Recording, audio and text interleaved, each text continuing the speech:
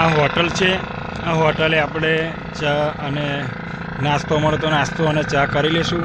પછી આપણે જઈશું ગિરનાર તરફ. આપણે રોકાયા હતા ત્યાંથી 2 કિલોમીટર દૂર છે આ હોટલ. તો અહીંયા આપણે ચા પીશું.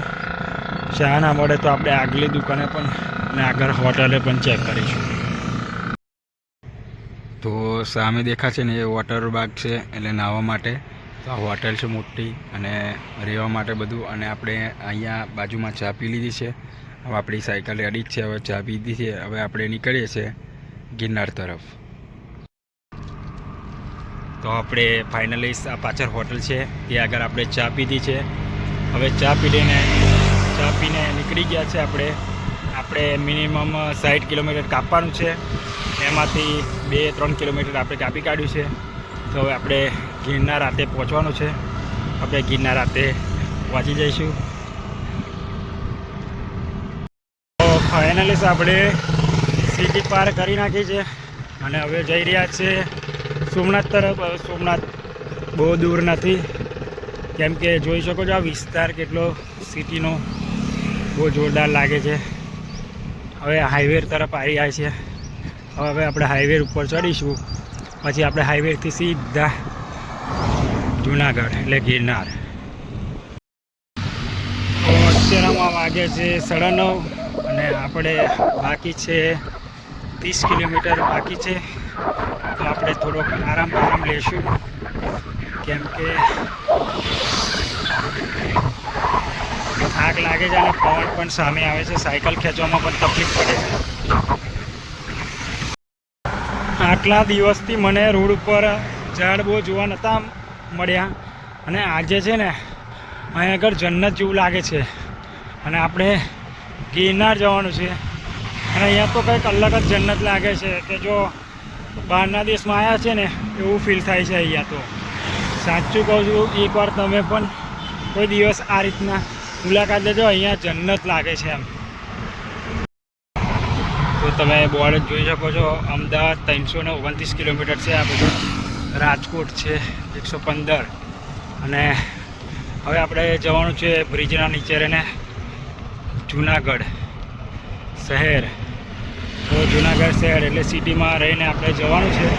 અને તમને સામે દેખાય છે ને એ છે ગિરનાર પહાડ.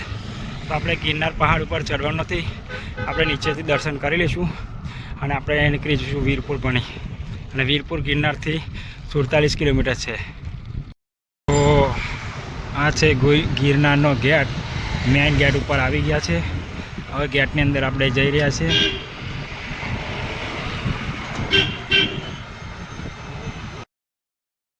તો ભાઈ આપણે ગિરનાર મંદિર ઉપર ચડ્યા નથી, આપણે નીચેથી દર્શન કરીને નીકળી ગયા છે હવે વીરપુર તરફ.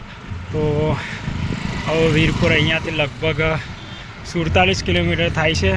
તો આપણે કાલે વીરપુર દર્શન કરીશું અને અત્યારેમાં કંઈક રોકાવાની વ્યવસ્થા કરી દઈએ છીએ.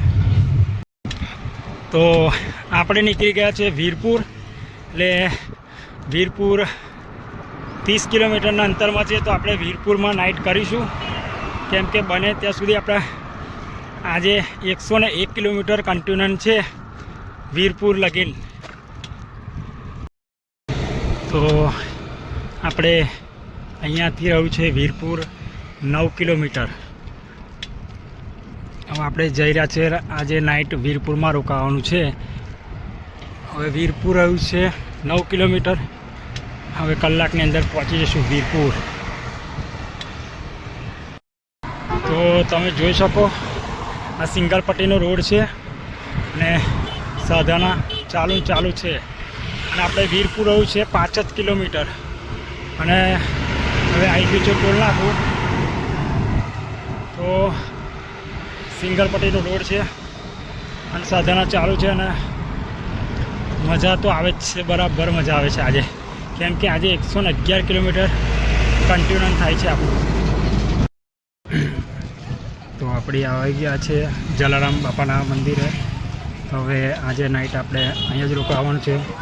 તો તમે જોઈ શકો છો. હવે આપણે અંદર જઈએ છીએ મંદિરની અંદર.